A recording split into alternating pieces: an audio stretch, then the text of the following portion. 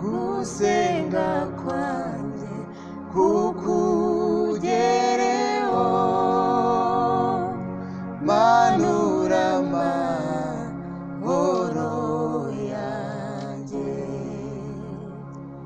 Ndagukeneye ku manywa na nijoro,